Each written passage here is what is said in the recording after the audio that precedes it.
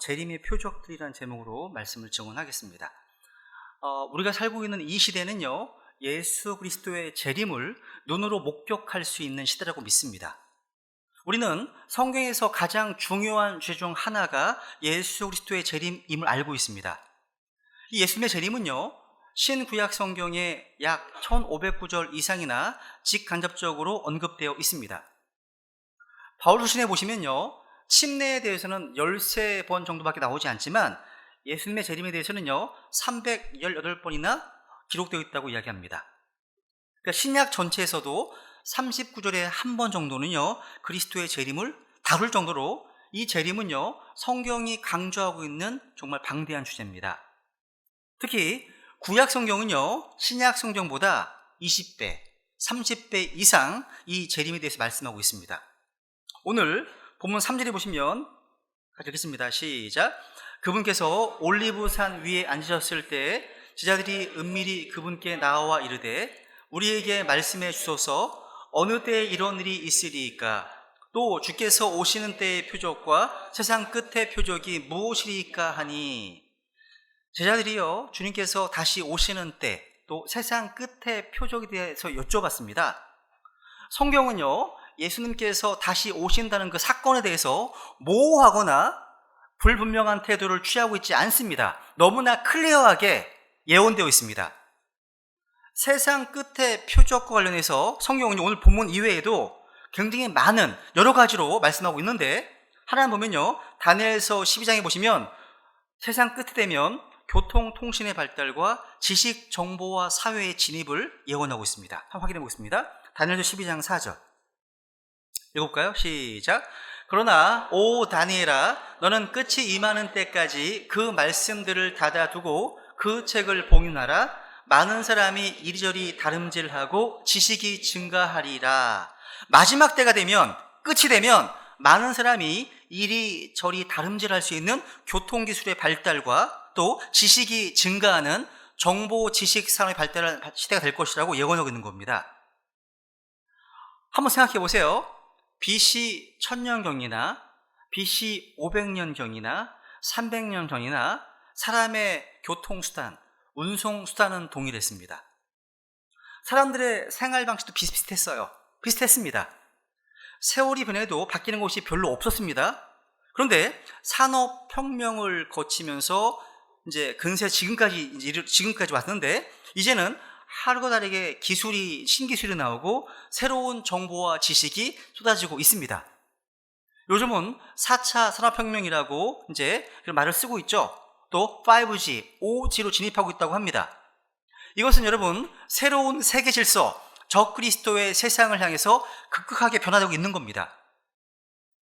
여기 보니까 많은 사람이 이리저리 다름질 한다 얘기하고 있습니다. 여러분 여행객의 수는요 이전보다 비교할 수만큼 늘어났습니다. 왜? 교통과 통신수단이 달라지기 때문이죠. 완전히요. 그죠? 그래서 지식정보량의 증가를 보세요. 어마어마하게 바뀝니다. 2020년 정도가 되면 73일을 주기로 지금까지 이제 가져둔 지식이 2배로 바뀝니다. 거의 한 2개월 지나면 바뀌는 거예요. 내가 알고 있던 지식이 다 같이 할 수 있는 겁니다. 배웠던 지식들이요. 이 빠르게 진행하고 있다는 거죠. 이런 시대가 있습니다. 여러분 부산에서 신의주를 가려면요 걸어서 가면 200시간 걸립니다. 말 타고 가면 20시간, 자동차로 가면 8시간, 비행기 타고 가면 48분이랍니다. 이런 시대가 되었다는 거죠. 지금이 성경이 예언한 대로. 그죠? 여러분 17세기, 18세기 아이작 뉴턴이라고 있습니다. 그리스도인입니다. 이 아이작 뉴턴은요 다니엘서 12장 이 말씀을 이렇게 읽고서 이렇게 얘기했습니다. 나는 이 말씀이 마지막 때를 가리키고 있다고 믿습니다.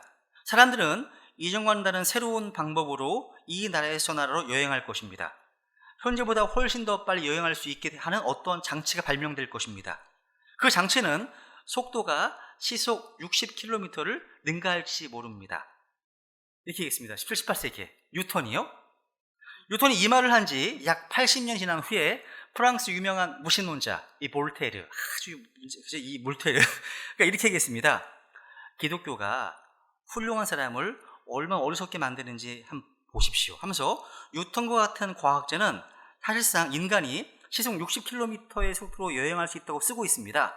만약 인간이 이 속도로 이동하면 질식하리라는 것을 그는 잊고 있었습니까? 그의 심장은 그대로 뛸 것이라고 말하는 것입니까? 이렇게 얘기했습니다. 볼테리가요. 볼테리가 우리 시대를 본다면 무슨 말을 할까요? 우리는 성경의 정확성을 실감하고 있습니다. 오늘날 현대에는요, 하루 2100억 개의 이메일을 주고받고 있다고 합니다. 또 현재 한 사람이 취하는 하루 정보량이요, 100년 전 사람의 평생 취할 정보량을 능가한답니다. 지금 우리는 지식혁명, 정보혁명 시대에 살고 있습니다. 우리 이것을 통해서 지금이 마지막 때고 주님께서 오실 날이 가까이 왔다는 사실을 직감할 수 있습니다. 이것이 세상 끝에 일어날 현상 중에 하나라는 거죠. 오늘 본문에 보니까 제자들이 세상 끝의 표적이 무엇이리까 주님께 여쭈었습니다. 주님께서는 재림의 징조를 말씀해 주셨습니다. 주님께서는요, 재림의 날과 시에 대해서는 비밀로 주셨지만 재림의 사인들, 징조는 말씀해 주셨습니다. 여러분, 아기가 출산할 때가 되면 산모의 진통은 점점 더 극심해집니다. 극심한 진통은 아기가 곧 나온다는 사인입니다. 징조가 없이 아기가 태어난다면 이거 큰일 나는 겁니다. 여러분, 2008년 스촨성, 중국 스촨성 대지진 때요, 그 지진이 일어나기 사흘 전에 10만여 마리의 두꺼비가 먼저 위험을 감지하고 대피했다고 해요. 이렇게요. 언론에 났었던 내용입니다. 여러분, 주님께서 어떤 표적으로서 어떤 사인을 주신 이유는 미리 대비하라는 뜻입니다. 미리 대비하라. 여러분, 이 세상의 역사는 예수 그리스도의 재림과 함께 끝납니다. 전도서 3장에 보시면 이런 말씀 있죠. 하늘나라의 모든 일에는 시기가 있고 모든 목적한 것에는 때가 있다 하십니다. 말씀 그대로입니다. 무엇이든지 시작이 있으면 끝이 있습니다. 태어날 때가 있으면 죽을 때가 반드시 옵니다. 입학할 때가 있으면 졸업할 때가 있기 마련이고, 회사 입사할 때가 있으면 퇴사할 때가 옵니다. 권력을 잡을 때가 있으면 권력을 놓아야 할 때가 옵니다. 이 세상의 역사가 시작이 있었으므로 반드시 끝이 있다는 거죠. 천지 만물을 창조하심으로써 우주의 역사를 시작하신 하나님께서는요, 반드시 어느 순간 이 역사에 마침표를 찍으실 겁니다. 주님께서 역사를 시작하실 때 우리와 의논하지 않으셨던 것처럼 언제 어떻게 끝내실지에 대해서도요, 오직 주님의 뜻대로 행하실 것입니다. 역사의 시작이요, 창세기 1장에 기록되어 있는 하나님의 창조 사건이었다면 역사의 끝, 인류 역사의 끝, 세상의 끝은 예수 그리스도께서 이 땅에 다시 오시는 그 순간에 이루어진다고 말씀하고 있습니다. 그날은 예수 그리스도를 자신의 구원자와 주님으로 믿어서 구원받은 하나님의 백성들에게는 축제의 날이 되겠지만, 하나님을 비웃고 믿지 않는 수많은 사람들에게는 그야말로 무서운 심판이 될 것입니다. 예수님 다시 오신다는 겁니다. 성경은 예수 그리스도의 재림의 장소가 어디인지, 그때 어떤 일이 일어날 것인에 대해서 성경은 자세하게 예언하고 있습니다. 한 가지 말씀드리면, 우리 주님께서는요, 올리브산에 재림하신다고 성경은 예언하고 있는데요. 14장 읽어볼까요? 잠깐만요. 시작. 그날에 그분의 발이 예루살렘 앞 동쪽에 있는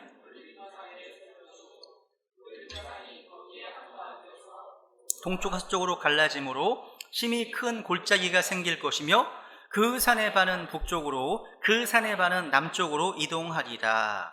야, 주님께서 재림하시면요, 이 올리브산에 큰 지진이 나서 엄청난 지각 변동이 일어난다고 말씀하고 있습니다. 지형적으로도요, 완전히 바뀝니다. 동과 서가 서로 갈라져서 큰 골짜기가 생길 것이다. 이렇게 엄청난 면을 초래한다고 말씀하고 있습니다. 여러분, 요즘 우리나라에도 지진이 종종 발생하고 있습니다. 이 지진이 왜 일어납니까? 지진은요, 여기 점 찍어놓은 이런 데서 발생합니다. 지판의 경계선입니다. 지판의 경계선은요, 지하자원이 바깥으로 노출되기 때문에 상암이 발달합니다. 그러나 치명적입니다. 왜? 지진이 나면 다 죽습니다. 이전에 난리 났던 일본도요, 지판의 경계섬에 지금 나라가 떠 있어요. 섬이 떠 있기 때문에 지진이 자주, 그리고 규모가 엄청 크게 발생하는 겁니다. 그런데 여러분, 우리나라는 약간 비껴 있어요. 야, 하나님이 보호하신 거죠? 비껴 있어요. 여러분, 근데 놀라운 사실이 하나 있습니다. 이스라엘입니다. 이스라엘은 일본보다 더 불행한 나라라고 합니다. 그러니까 지질학적으로 봤을 때. 왜냐하면 일본은요, 지판의 경계선이 떠 있습니다. 그런데 이스라엘은요, 3대 지판의 경계선 안에 나라가 들어가 있습니다. 아프리카, 또 아라비아 지판, 유라시아 지판, 이 3개 지판의 경계선에 들어있어요. 아예요. 이거 진짜 심각한 겁니다. 지진하면 다 죽는 겁니다. 터키가 하나의 사례입니다. 예전에 이런 아라비아판, 아프리카판, 유라시아판의 영향을 받아서 터키에 규모 7.0 이상 지진이요, 10차 이상 발생했습니다. 이게 엄청 무서운 겁니다. 그죠? 그런데 여러분, 이스라엘은요, 그 3개 지판의 경계선에 나라가 들어가 있는데, 그래서 어느 쪽으로 흔들려도 흔들리게 되어 있는 거예요. 근데 기적이 있습니다. 이스라엘이 독립한 이래 지진이 일어난 적이 없습니다. 하나님 지켜주시는 거예요. 지금 오늘 아까 이제 성경을 세상 보기 중에 뭐가 있냐면, 며칠 전에요, 홍해바다 양해안가에 수십억 마리의 메뚜기가 지금 몰려 있어요.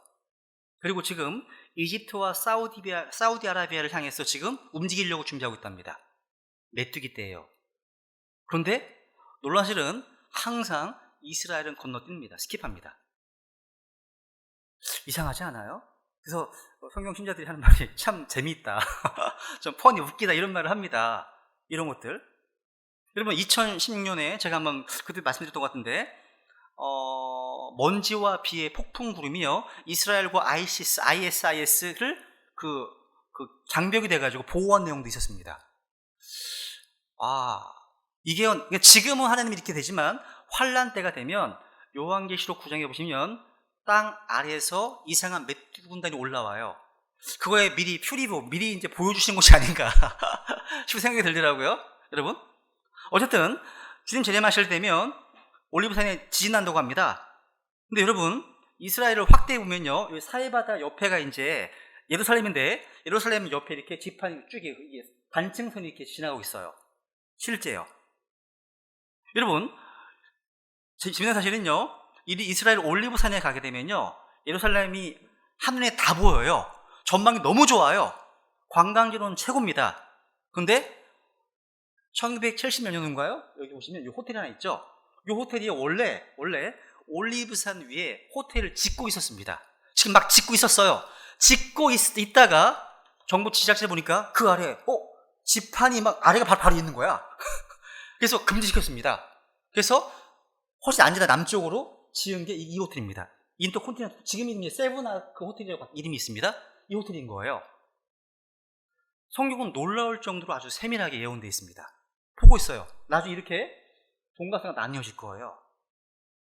그래서 이런 거 보면요, 되게 흥미롭고 하면서 성경은 놀라운 책이다. 이 지판이 올리브산 밑으로 지나가고 있다는 거죠. 재림하실 때 나뉘어지는데 놀랍지 않습니까? 저만 놀라운가요? 꼭 전도집회하는 것 같네요.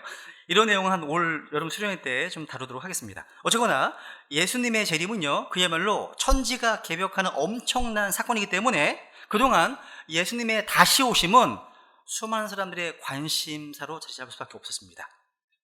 여러분 기억하세요? 1992년 10월 28일 다미선교회 사건을 기억하십니까? 저는 이거 기억나는 게 이거예요. MBC 뉴스에서 기억 나온 거, 불발. 이거 기억나는 이겁니다. 불발.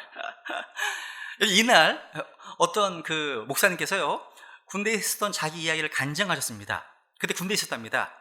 평소에 예수님을 잘 믿던 자신을 핍박하던 고참들이 그날 밤만은 전부 자기 옆에 와가지고 자기 다리와 팔다리를 하나씩 걸고 자더랍니다. 그날 밤만은. 혹시나 주님 재림하셔서 예수 믿는 사람들을 데리고 올라가실 때 같이 좀 붙잡아 따라가려고 했던 것 같습니다. 웃기는 거죠, 그죠? 불가능하죠, 그건. 그날 예수님의 재림을 기다리며 모여들었던 이 다미선 교회, 휴거를 주장했던 그 이장님 목사의 날짜를 세팅한 시한부 종말론 단순 해프닝으로 끝났습니다. 불발이죠.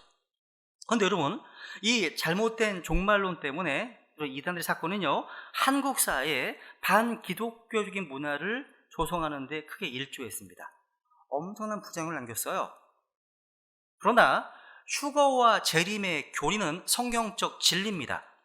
우리 믿음의 선배들은요, 항상 예수 그리스도의 다시 오심이라고 하는 이런 종말론 신앙을 자주 설교했습니다. 이 세상을 사랑하지 말라, 하나님 하고 그분의 의를 위해 살자, 이런 불가침 메시지를 전했다는 거죠.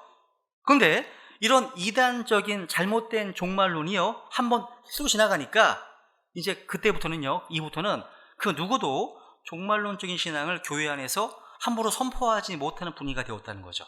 이단 취급받을까 봐 기피하게 되었다는 겁니다. 여러분, 이것은 어떻게 보면 마귀의 목적이 성취된 거예요. 즉, 교회 성도들로 하여금 예수 그리스도의 다시 오심과 관련된 올바른 재림신앙을 갖지 못하게 하려는 목적만입니다. 마귀 목적이죠. 오늘날 왜 일반 교회에서 요한계시록 강의를 잘 안 할까요? 피하려고 하는 분위기거든요, 이게요. 오해받으니까 괜히. 그런데 이상하게 이단들이 많이 강의하잖아요. 신천지, 계시록 강의, 뭐 진리의 대언자께서 오시다, 뭐 하면서 막 이상한 광고 하잖아요. 이런 관심 때문에 많이 사람들이 미혹당하는 거 아닙니까? 우리 성경신자들은 계시록이나 세대적 진리와 같은 이런 교리들을 무장하고 있어야지 이런 가짜들에 흔들리지 않게 되겠죠. 여러분, 우리는 주님께서요, 언제 오실지 정확한 날짜와 시각을 알 수 없습니다. 많은 사람들이 이 재림의 날짜를 계산하기 위해서 도전했고, 나름대로 연구한 결과를 이제 발표해서 미혹시켰지만, 지금까지는 아무도 맞는 사례가 없습니다. 앞으로도 없을 거예요. 날짜, 날과 시를 세팅한 사람들 전부 가짜라고 생각하시면 돼요. 성경은 이렇게 말씀하십니다. 주님께서는 성경 1장 7절 시작. 그분께서 그들에게 이르시되 그 때나 그 시기는 아버지께서 자신의 권능 안에 주셨으니 너희가 알 바 아니요. 주님께서는요, 그 날과 그 시를 보는 제자들이 이렇게 말씀하셨습니다. 그리고 또 하나 볼까요? 시작. 그러나 그 날과 그 시각은 오직 내 아버지만 아시니라. 이렇게 말씀하실 수는 불구하고 많은 사람들이 끊임없이 예수님의 재림의 날짜와 일자를 계산했습니다. 우리가 알아야 할 것은요, 재림의 날과 시가 아니라 재림의 징조입니다. 재림하실 그 날과 시는요, 오직 하나님만 아십니다. 아무도 정확한 타이밍을 예측할 수 없습니다. 그래서 여러분, 주님께서 오시는 날이 몇 월 며칠이라고 날짜를 찍어서 말하는 사람들은 다 뭐라고요? 가짜입니다. 가짜예요. 가짜. 여러분, 예수님께서 다시 오신 지 2000년이 지났건만 주님은 아직 오지 않으셨습니다. 어쩌면 그래서 세상 사람들은 더욱 예수님의 재림 가능성에 대해서 비웃으면서 함부로 살아가는지 모릅니다. 성경이 예언하고 있습니다. 읽어볼까요? 베드로 3장 시작. 먼저 이것을 알라. 곧 마지막 날들에 비웃는 자들이 와서 자기들의 정욕을 따라 거르며 이르되 그분께서 오신다는 약속이 어디 있느냐. 조상들이 잠든 이래로 모든 것이 창조의 시작 이후부터 있었던 것 같이 그대로 계속되느니라 하리라. 이 말씀 사람들은 말합니다. 야, 하나님이 어디 있냐?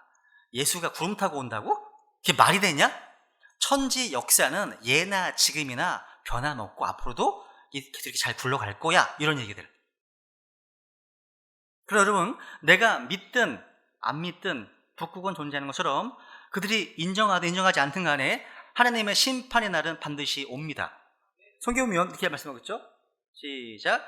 그들이 평안하다 안전하다 하고 말할 그때 아이벤 여자에게 해산의 고통이 임한 것 같이 갑작스러운 파멸이 그들에게 임하리니 그들이 피하지 못하리라. 그들이 피하지 못하리라. 갑작스러운 파멸은요, 해산의 고통과 같이 온다고 했습니다. 그죠? 여러분, 해산의 고통이 아기가 태어날 때까지 멈출 수 없는 것처럼 하나님의 심판의 날도 한번 시작하면 끝날 때까지, 환란 끝까지, 즉 재림의 시기까지 무섭도록 이 땅 전체를 뒤엎을 겁니다. 구원받지 못한 사람은 그 누구도 도망갈 수 없고 빠져나갈 수 없습니다. 하나님의 심판은 완벽하고 철저합니다. 여러분, 하나님께서요, 아직까지 이 세계 역사를 끝내시지 않고 오래 참으시는 것은 하나님의 약속을 지키지 않기 때문이 아니죠. 그것은 하나님께서 우리의 스케줄과는 다른 스케줄이 있기 때문입니다. 그러니까 하나님께서는요, 하루가 천년 같고 천년이 하루 같으신 것입니다. 주님께서 아직 오시지 않고 계신 것은 느리거나 굼떠서가 아닙니다. 아직 구원받아야 할 사람을 향해서 오래 참고 인내하고 계시기 때문입니다. 하나님의 오래 참으심과 인내하심의 그 범주는요, 우리가 생각하는 것보다 훨씬 더 크고 높습니다. 하지만 하나님의 인내가 끝난 날이 옵니다. 영원히 참지 않으시거든요, 하나님은요. 우리 주님께서는요, 한 명이라도 더 하나님의 사랑을 알고 구원받게 되기를 기다리십니다. 한번 심판의 칼이 들리면 누구도 피할 수 없는 무서운 재앙이 덮칠 것이기 때문입니다. 그런데 여러분, 무지한 세상 사람들은 마치 하나님이 계시지 않는 것처럼 거짓 평화에 사로잡혀서 자신들이 언제까지나 희희낙낙하면서 마음대로 죄를 지으면서 살아갈 수 있을 거라고 생각한다는 겁니다. 여러분, 우리 아이들 그 우화, 이수부화 가운데 이런 거 있죠? 양치기 소년 아시죠? 그죠? 양치기 소년의 반복된 거짓말, 늑대다 뻥이었어, 늑대다 뻥이었어, 진짜 늑대가 왔어, 큰일 난 거죠. 이런 겁니다. 뭐요? 거짓말을 계속하면 진실을 말해도 믿을 수 없게 된다고 하는 교훈을 주죠. 예수님의 재림과 관련해서 이 특정 날짜를 거론하면서 예수님의 재림이 이루어질 것이라고 주장하는 사람들, 이런 사람들 때문에 학생들은 학업을 중단하고 직장인은 직장을 그만두는 등 자신의 정상적인 삶조차도 포기했습니다. 이들로 인해서 예수님의 재림은 세상의 조롱거리가 되었습니다. 이들은 성경의 권위와 사실성을 크게 훼손시켰고 이 휴거와 재림 사건을 우스운 소설처럼 전락시켜 버렸다는 사실이죠. 근데 여러분, 성경 예언의 3분의 1 이상이 재림에 대한 말씀을 기억해야 됩니다. 이 말씀들 모두가 다 문자 그대로 이루어질 겁니다. 여러분, 이 세상에서 예수님의 재림보다 더 큰 사건은 없습니다. 예수님은 근데 아무런 징조 없이 오시지 않습니다. 재림하시기 전에 이루어질 표적들을요, 여러 가지로 말씀하셨는데 우리는 그 사인들을 다 목격하는 시대에 살고 있습니다. 이게 한두 가지가 아니에요. 몇 개의 예언이 우리 시대에 동시에 이루어지겠다는 사실이죠. 깨어있으라고 말씀하시는 거예요. 그럼 한번 우리 재림의 징조에서 한번 좀 살펴보겠습니다. 재림의 징조, 여러 진화를 말씀하고 있는데요, 먼저는 첫 번째 징조는 전쟁입니다. 전쟁 한번 읽어볼까요? 6절 시작. 또 너희가 전쟁과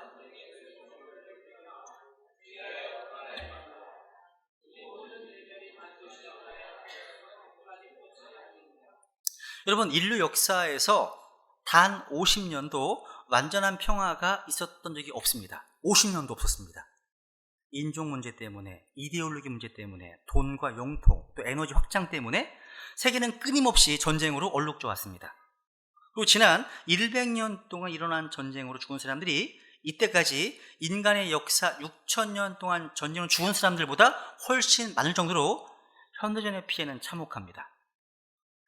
역사를 보면 언제나 전쟁이 있었습니다. 그죠? 지난 6천 역사 가운데 무려 14,000번 정도 전쟁이 발발했습니다. 그러니까 1년에 2.6회씩 발생한 셈이에요. 근데 실제로는요, 시대가 흘러갈수록 전쟁의 발발 빈도가 높아져 가고 있습니다. 그리고 전쟁 규모도 더 커지고 파괴력도 엄청나게 증가했습니다. 흥미로운 것은요, 1990년대에 이제 동구권이 무너졌습니다. 그죠? 공산주의가 무너졌습니다. 그래서 많은 사람들이 이제 공산주의가 무너졌으니까 이제 영구적인 평화가 오겠지, 허구였습니다. 동서의 냉전 구조는 해체되었지만 그 대신 IS나 헤즈볼라와 같은 세계 도처에서 테러와 국지적 전쟁들이 더 많이 발발하고 있습니다. 그러니까 이런 영역이 더욱더 심각해지고 규모가 더욱 커지고 있다는 거죠. 여러분, 인류 역사 마지막 전쟁, 아마겟돈 전쟁을 향한 역사 흐름이 지금 이어지고 있습니다. 인간은 평화를 원하지만 평화에 대한 집요한 노력에도 불구하고 평화는 오지 않습니다. 평화가 언제 옵니까? 화평의 통치자이신 예수 그리스도께서 오시기 전까지 진정한 평화는 없습니다. 역사는 이 마지막 전쟁을 향해서 지금 가고 있습니다. 그거 보고 있어요. 우리 시대에 지금 보고 있습니다.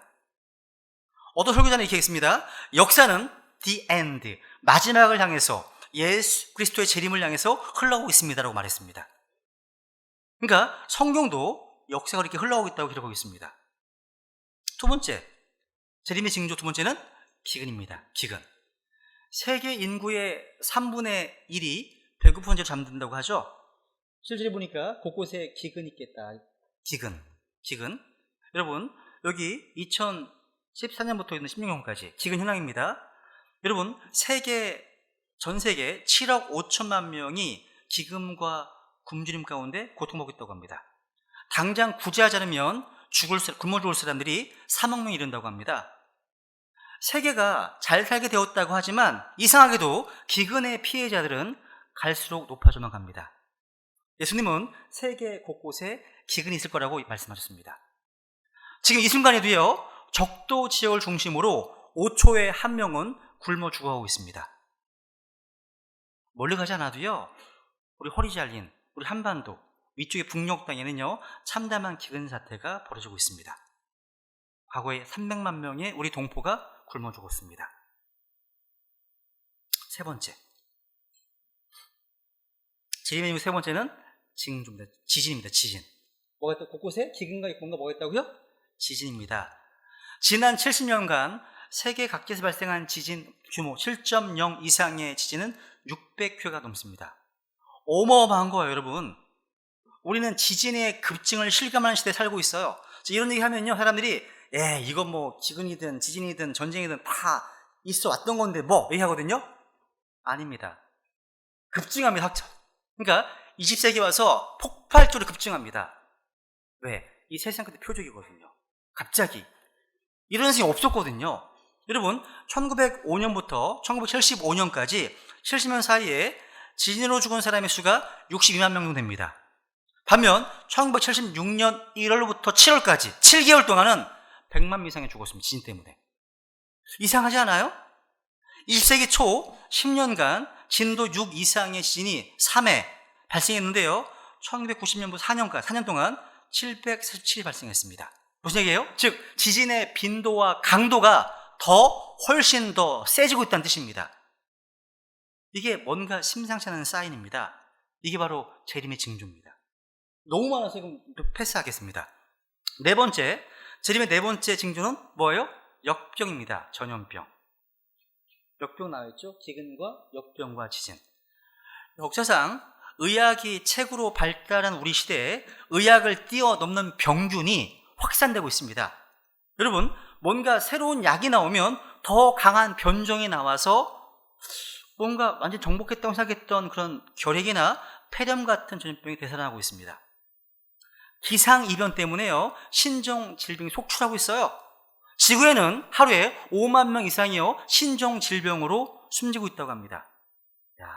전염병이 전 세계가 신음하고 있습니다. 전염병이에요. 그리고 지금 21세기는 패스트런스, 전염병의 시대다, 이렇게 얘기합니다. 이게 우연이 아닙니다. 조류독감, 광우병, 신종플루, 사스 많이 있었습니다. 익숙하지 않습니까? 그죠? 여러분, 에이즈로요, 매년 280만 명이 사망하고 있고요, 지금도 약 4천만 명의 환자가 있습니다. 매년 환자 증가율이 30%에 달한다고 해요. 근데 제가 이것보다 더 무서운 게 있더라고요. 이게 바로 슈퍼박테리아입니다. 슈퍼박테리아. 인류의 항생제의 남용은요, 강한 내성을 가진 슈퍼박테리아를 만들어냈습니다. 이 슈퍼박테리아 이것 때문에요, 유럽에서는 매년 2만 5천 명, 미국에서는요 19,000명이 사망합니다. 이것은 에이즈로 인한 사망자 수를 훨씬 넘어선 수치예요. 너무 종류도 많습니다. 되게 많습니다. 매년 새로운 변종 박테리아들이 창궐하고 있는데, 지금 뭔지 아세요? 인류가 신종 항생제를 개발한 것은 1987년이 마지막이었습니다. 더 이상 안 만들어내요. 따라서 인류가요, 사소한 감염에도 생명을 잃었던 19세기로 돌아가는 것이 아닌가 경고도 나오고 있는 겁니다. 이 슈퍼박테리아 때문에요, 2050년이면 1,000만 명 죽을 거다, 이런 경고를 하고 있습니다. 재림의 징조입니다. 재림의 사인이에요. 다섯 번째, 첫 번째, 관계 붕괴가 와. 관계 붕괴. 한번 10절 11절 읽을까요? 한번 시작. 그때 많은 사람이 실족하고 서로 배반하여 불법이 성행함으로 많은 사람의 사랑이 식어지리라. 야, 보세요. 지금 우리는요, 관계가 심하게 붕괴되는 현실들을 목격하고 있습니다. 이혼율 늘어나고 있습니다. 또 젊은 세대와 기성 세대 간의 어떤 대립이 있고요. 또 지역 감정의 악화 등등. 특히 신세대의 폭력성은요, 말로 표현하지 못할 정도입니다. 너무 많잖아요. 남편이 아내를 독살하고 자식이 부모를 죽이는 일들이 여러 번 다반사 일어나고 있습니다. 한국과 일본 학교들의 왕따, 이지미 현상, 미국 10대들의 교내 총기 난사 사건 등 너무 많습니다. 보세요. 불법이 성행함으로 사랑이 식어진다. 여기 불법이란 뭐예요? 하나님의 법을 무시하고 어기는 겁니다. 자기를 사랑하는 이기주의, 돈을 사랑하는 배금주의, 이런 것들이 만연할 거 성경은 경고하고 있습니다. 나밖에 모르는 이기적인 세상, 체면은 중요하지 않고 돈만 된다면 뭐든지 하는 천박한 세상이 되어 들어있다는 겁니다. 여러분, 모든 가치 기준이 나, 자기하고 돈, 이게 되어버렸습니다. 또 한 가지가 있습니다. 플레저, 쾌락입니다. 쾌락. 그러니까 쾌락이 또 하나의 가치 기준입니다. 그러니까 뭐예요? 과정이 정당하고 올바른지 의로운지 크게 고민하지 않아요. 기준이 오직 유일한 기준이 뭡니까? 이게 나에게 즐거움이 될 것인지, 나에게 이익이 될 것인지, 이것만 가지고 충분하다고 생각하는 겁니다. 병든 거죠. 마지막할 때 어떤 위험할 때 사람들이 어떤 쾌락을 사랑하기를 하나님 사랑보다 훨씬 더할 것이라고 성경은 예언하고 있습니다. 쾌락주의가 성행하고 비천하고 천박하고 속된 것이 높아지게 된다. 질서와 기준이 무너지게 된다. 특히 여러분, 대부분 성행한다. 이 말씀대로 오늘날 세계 위정자들은요, 삐뚤어진 성 정체성을 적극적으로 장려하고 입법하고 있다는 사실. 이건 우리 시대가요, 하나님의 심판이 임박한 시대라는 사실을 지금 얘기하고 있는 겁니다. 여러분, 불법이 극에 달했을 때 드러난 특별한 죄가 만연해 있기 때문입니다. 이 죄가 사회에 공공연하게 드러나게 되면 하나님의 심판이 임박했음을 알 수 있는데, 그게 뭐예요? 바로 남색, 동성연애입니다. 남색입니다. 인간의 타락이 극에 달한 사회에서는 동성애가 당연시됩니다. 이 죄 다음에는 반드시 하나님의 심판이 뒤따랐습니다. 그런데 여러분, 오늘날 동성애를 향한 사람들의 태도가 눈에 띄게 변하고 있어요. 불과 한 몇 년 전, 10년 전만 하더라도요, 동성애는 금기시되고 뭔가 통제가 됐는데, 이제는 동성애는 죄가 아니다 라는 인식이 만연하고 있다는 사실이에요. 그래서 동성애에 대한 차별을 금지해야 된다, 이런 인식이 점점 번져가고 있습니다. 그런데 여러분, 이런 남색이 공공연하게 번성하면 하나님의 심판이 임박했구나, 사실 알아야 됩니다. 하나님 말씀을 무시하고 그 말씀이 그 사회를 움직이는 기준이고 잣대로 서지 않는 사회에서는요, 그야말로 짐승처럼 야국 강식의 세계로 돌변하는 겁니다. 하나님 법이 서지 않으면요, 사랑이 식게 되어 있습니다. 식어지는 거예요. 이게 재림의 징조입니다. 여섯 번째 징조는요, 뭐예요? 거짓 그리스도들의 출현입니다. 한번 읽어볼까요? 시작. 예수님께서 그들에게 대답하여 이르시되 아무도 너희를 속이지 못하도록 주의하라. 많은 사람이 내 이름으로 와서 내가 그리스도라 하며 많은 사람을 속이리라. 야, 과학 문명이 발달했다고 하는 현대에도 본인이 예수라고 주장하는 사람들이 있을까요? 또 많은 사람들이 그를 추종한다고 하는데 이 가능할까요? 가능합니다. 이게 조금 낯설지가 않아요. 주님 말씀하신 그대로요, 자기가 예수라고 주장하는 사람들이 급증하고 있어요. 보여드릴게요. 브라질의 예수입니다. 이 사람 추종자가 많습니다. 이 사람은 호주에 있는 오른쪽 이 남자는 환생한 예수라고 하고, 여자는 막달라 마리아가 환생한 거래요. 자기가 마리아와 예수님 같이 사는 겁니다. 황당한 거죠. 이 사람은 그 시베리아에 있는 예수입니다. 토롭이라는 사람인데요, 잘생겼어요. 보세요, 이 사람이에요. 사람들이 막 수천 명이 몰려들어요. 수정하려고요. 이런 모습들이 되게 많습니다. 여러분, 특히 전 세계에서요, 자기가 예수라고 주장하는 사람들 가운데 절반 정도가 어디 있는지 아세요? 우리나라에 있습니다. 참 기가 막혀, 우리나라가. 우리나라가 절반 정도 있습니다. 그죠? 통일교 문선명이 그랬고요. 신천지 이만희, 제임스 정명석 등이 자칭 진 예수들입니다. 여호와의 증인들은요, 1914년도에 예수님께서 보이지 않게 재림하셨다, 이렇게 믿고 있습니다. 이런 이단들이요, 해외에도 세력을 이제 확장하면서 마술을 뻗어가고 있습니다. 이런 이단들의 부흥과 종교적인 속임수, 팽배, 재림의 징조입니다. 이거 깨우쳐야 돼요. 깨우쳐야 한다는 거죠. 그래서 마태복음 4장에 보면 거짓 그리스도들이 일어나서 속인다고 되어 있죠. 속임수가 횡행할 거라고 예언하고 있습니다. 일곱 번째 징조, 핍박받는 하나님의 백성들입니다. 9절 읽어볼까요? 시작. 그때 그들이 너희를 넘겨주어 고통받게 하고 너희를 죽이리니 너희가 내 이름으로 인해 모든 민족들에게 미움을 받으리라. 마지막 날이 되면요, 하나님의 백성들이 환난에 처하고 죽임을 당하며 예수 그리스도 때문에 사람들이 미움받을 것이라고 하십니다. 예를 들어서 여러분, 아프리카 수단에서는요, 그림 보진 않겠습니다. 얼마 전까지만 하더라도요, 크리스찬들을요, 문자 그대로 십자가에 못 박아서 처형했습니다. 인도네시아에서는요, 이슬람인들이요, 기독교인들을 막 죽이고 린치하는 일이요, 일이 갈수록 늘어나고 있습니다. 올라갈 것이 없어요. 바로 우리 코앞에서 지구상에서 가장 잔혹한 핍박을 반세가 넘게 받아온 북한의 지하교인들이 있다는 거죠.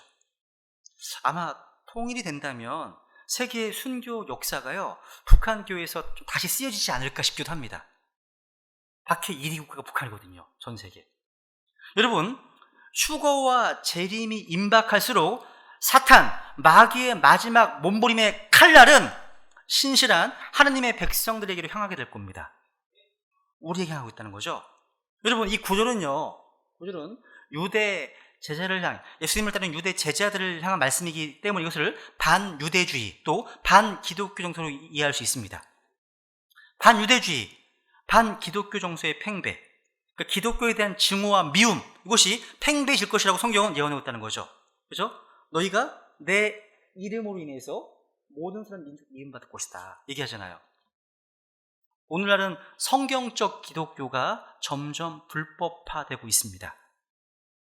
사실 이 말씀은 교리적으로 환란을 통과하는 유대인들이 7년 환란 동안에 미움을 받고 박해를 받고 죽임을 당할 것, 이걸 가리키는 것이지만 마지막 날들이요, 교회 시대의 끝과 겹치는 부분이 있기 때문에 반기독 정서의 팽배와도 무관하지 않습니다. 여러분 느끼고 계시지 않으세요? 느끼시잖아요. 기독교가 점점 불법화 쪽으로 지금 가고 있음을 보고 있지 않습니까? 이게 바로 재림의 징조입니다. 징조예요. 여덟 번째, 사람들의 영적 무지와 방종입니다. 여러분, 노아의 홍수 직전처럼요, 오늘날도 세상 사람들은요, 하나님의 심판이 코앞에 닥칠 때까지 전혀 그 조짐을 깨닫지 못합니다. 한번 읽어볼까요? 시작. 오직 노아의 날들과 같이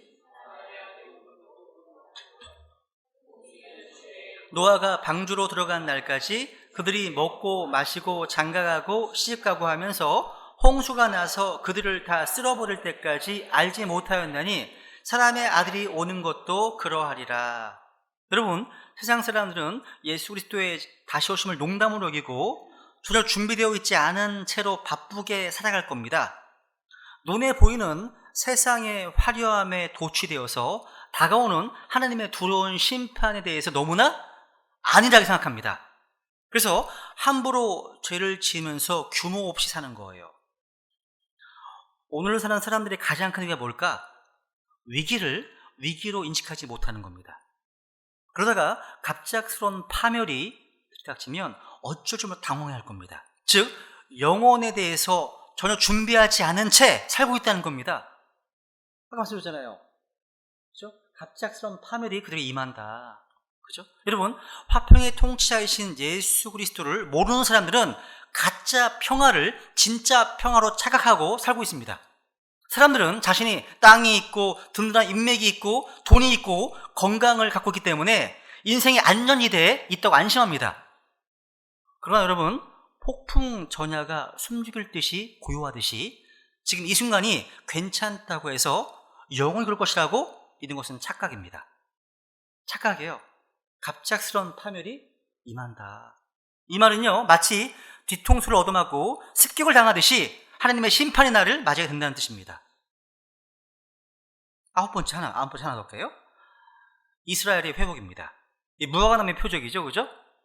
이스라엘 언제나 시대의 표적이었고 하나님의 시간표입니다. 예언의 등불이었거든요. 주님은 이스라엘은 한 민족, 한 국가가 온 세상의 표적이 될 것이라고 말씀해 주셨습니다. 볼게요. 시작.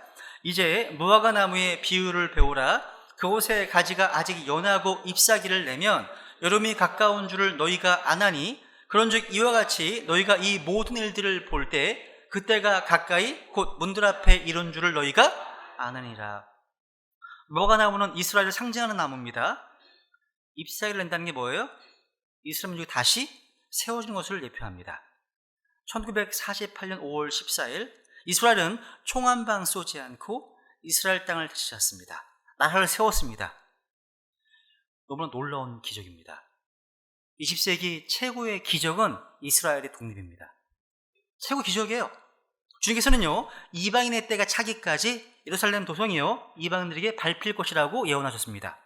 그런데 이스라엘은 나라를 회복하면서도 아직은요 좀 영토의 극히 일부분, 또 예루살렘의 일부만 차지했을 뿐입니다.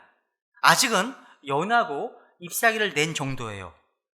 그런데 늘 중동의 뉴스에 귀를 기울이면 우리는 그때를 정확히 알 수 있을 겁니다. 지난주에 성경상복에서요, 트럼프의 사이 쿠시너가 4월 조기 총선 후에 중동 평화안을 발표할 것이라고 말씀드렸죠. 뭔가 이렇게 중동 평화를 비롯해서 유대인들이 예루살렘을 완전히 장악하고 거기에 성전이라도 짓는다는 소식이 들려진다면 우리 예수님께 다시 오실 날이 임박했음을 알 수 있습니다.